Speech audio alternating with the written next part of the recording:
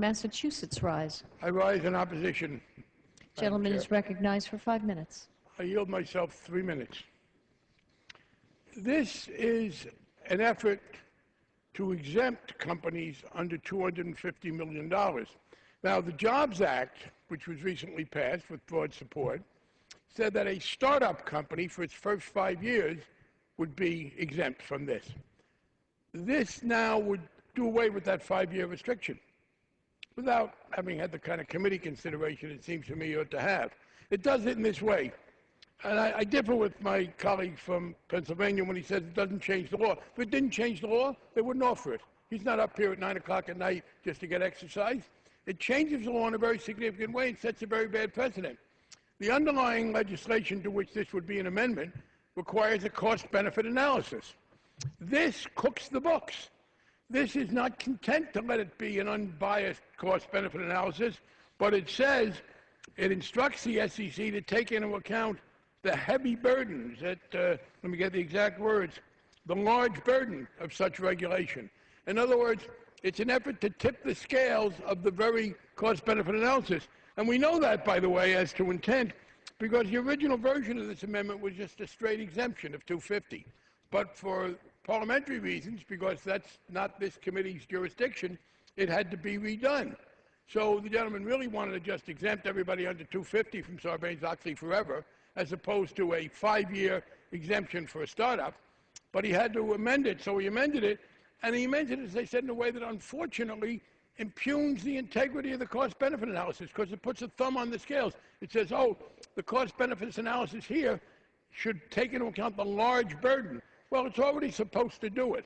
Adding this is an instruction to the SEC, essentially, to find that they should be exempt. We have had a rash of Chinese companies buying small American companies and converting them, and people investing in them and getting taken. And the problem is that the Chinese accounting is very opaque.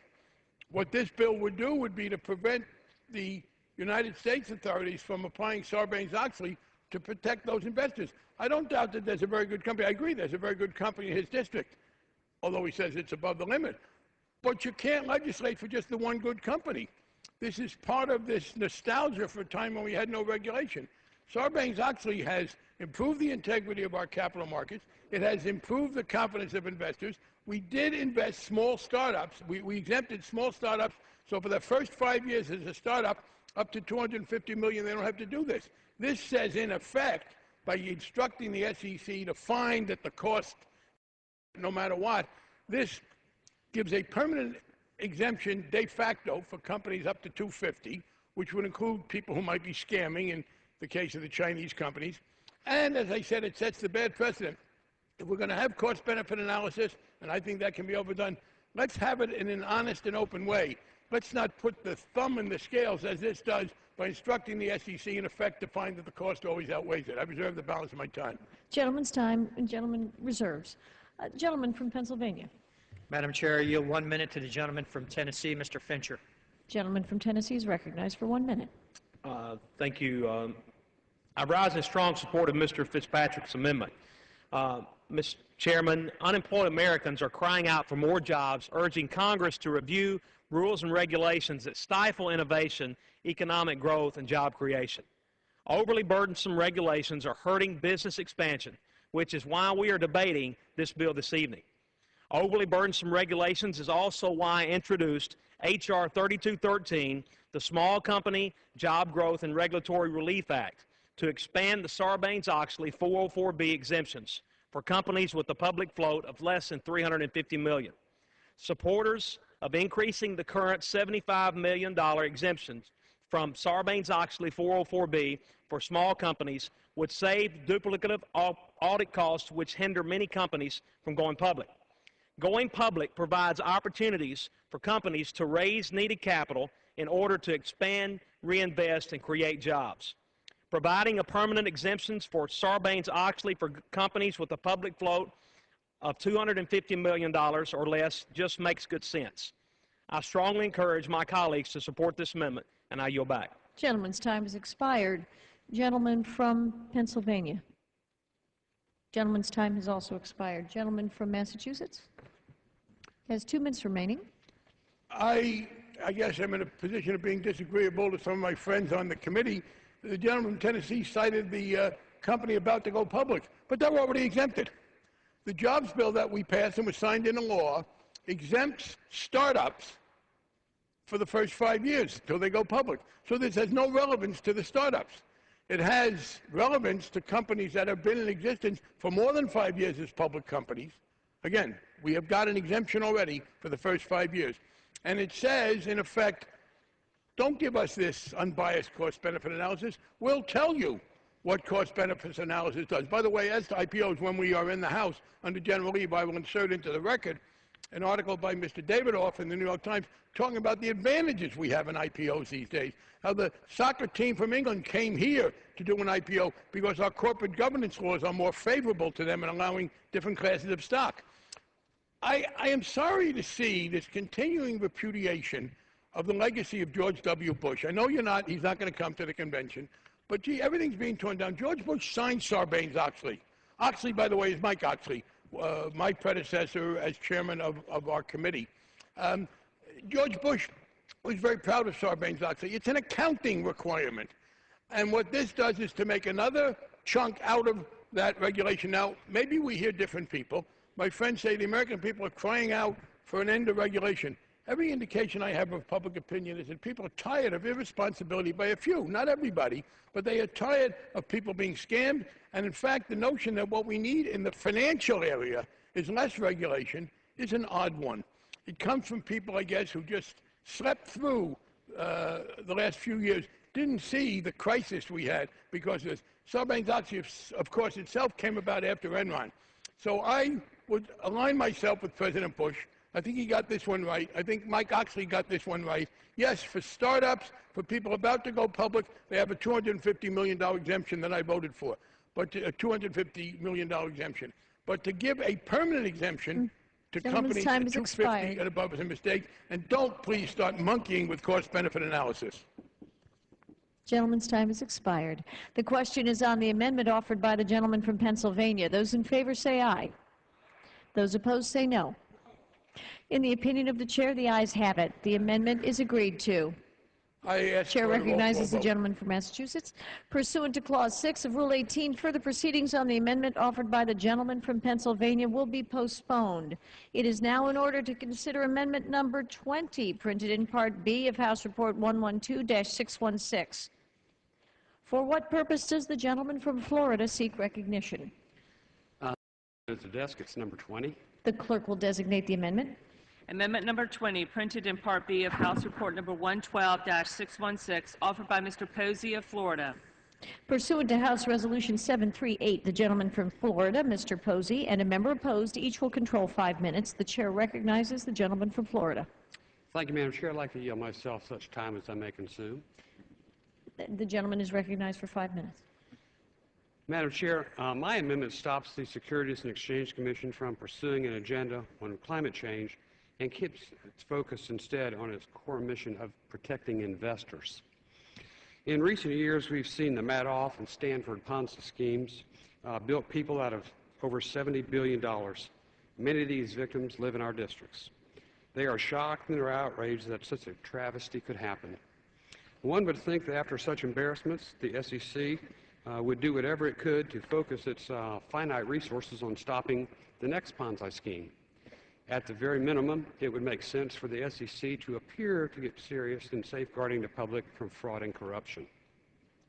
However, early in 2010, the SEC issued an interpretive guidance for companies to disclose the impact of global climate change might have on their businesses. The SEC published this controversial guidance over the objections of dissenting commissioners. This was done without direction from Congress and outside the traditional rulemaking process. There are no laws in the United States explicitly addressing climate change. The guidance is inappropriate considering the SEC has bigger priorities. I don't have to tell my colleagues that climate change is a controversial and an unresolved issue. From a securities perspective especially, climate change information on a disclosure is highly speculative and dubious at best.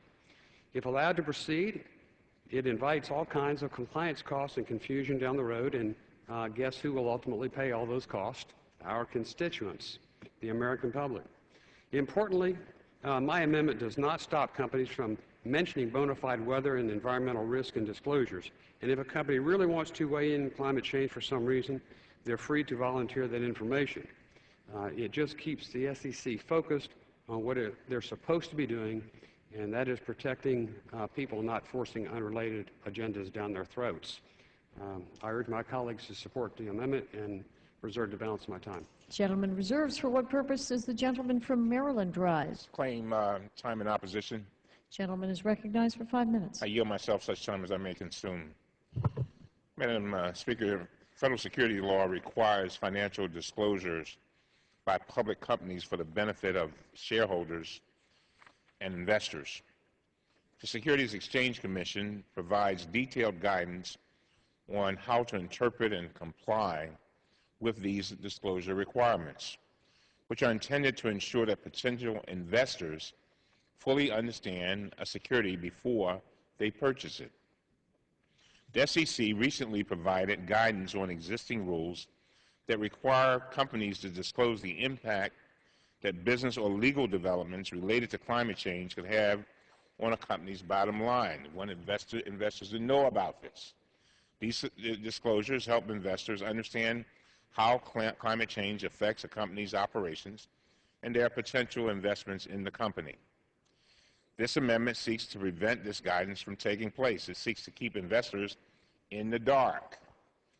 Rules discussed in the SEC's guidance are clearly needed, and the SEC's guidance will help publicly traded companies understand how key areas of climate change, such as new legislation or international accords, could affect what they need to disclose to the public. This guidance is also intended to help companies explain how the physical impacts of climate change could affect their performance. In issuing this guidance, the SEC did not opine on the science of climate change. The guidance seeks to help companies assess the possibility that events related to climate change may materially affect their bottom lines and trigger public disclosure requirements. This guidance is prudent and serves to benefit both the investor and the company. Ironically, with this amendment, my friends on the other side of the aisle who proclaim the value of transparency are acting to hurt investors by denying them important information. This amendment would also harm Wall Street by preventing from issuing clear guidance to help publicly traded firms understand what they need to disclose on this topic to ensure full compliance with the law. It provides some certainty. And so I urge my colleagues to oppose this amendment. I reserve the balance of my time. Gentleman reserves. Gentleman from Florida. How much time do I have? 3 minutes. Thank you. The gentleman's points about disclosure are on point. They simply don't apply to what this amendment does. It does not deny required disclosure of risk. Let me be clear. Thousands and thousands of American families were devastated by Madoff, by Stanford, MF Global, and the like. People lost their homes. People lost their cars. People lost their children's education funds. People lost their lifelong retirement savings.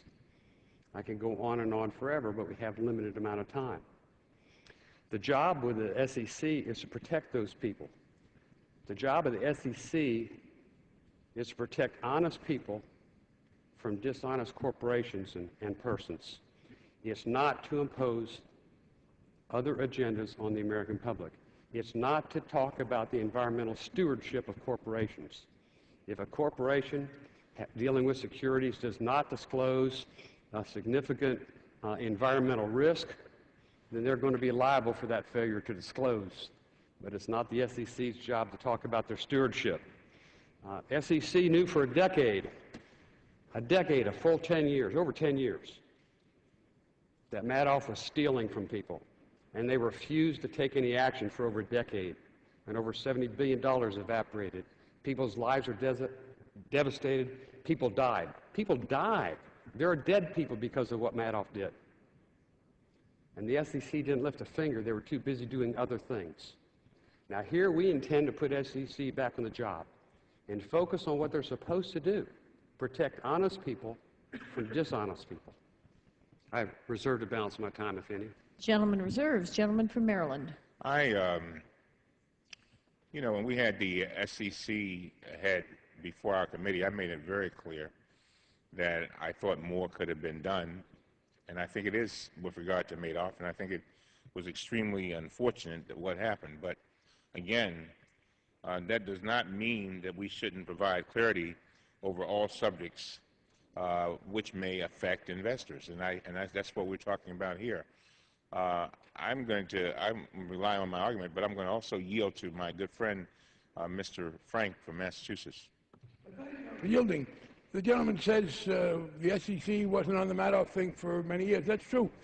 And I have to say, while I supported the Bush administration on Sarbanes-Oxley, I am critical of their administration of the SEC. For almost all of that time, we had an SEC that was not inclined to enforce.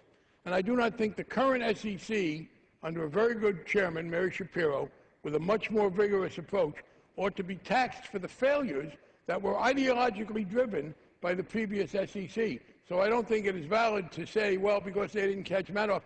The SEC, during the Bush administration, reflected an unfortunate philosophy of non-regulation, of ceding to the companies more autonomy than they should have, and it is not a good basis on which to legislate going forward. I thank the gentleman for yielding. I'll continue to reserve. Gentleman reserves. Gentleman from Florida. How much time do I have left? 1 minute. I've endured about all I care to, and I think a large percentage of the people in this chamber and a lot of people in this country have endured about all the finger-pointing and blame that they can endure. I don't care who shot John. I don't care who was in charge of the SEC before. The point of this bill is to keep the SEC focused on protecting investors. Will the gentleman yield? I yield the balance of my time. The gentleman says... Gentleman yields. Reserve the balance of my time. Excuse me, I don't yield it. Gentleman reserves. I yield. How much time do I have, Madam? 1 minute. I've reserved 30 seconds to the gentleman. Well, first of all, a large percentage of the people in this room would be two. But secondly, the fact is that the gentleman from Florida is the one who started pointing fingers. When I talked about who's in charge of the SEC, all of a sudden he's above any criticism. But he's the one who impugned the SEC. He's the one who said the SEC sat and did nothing under Madoff. So if you're going to accuse the agency, then it becomes relevant as to raise the issue of who was to blame and who was at fault. I was simply responding to my committee colleague from Florida. I thank the gentleman.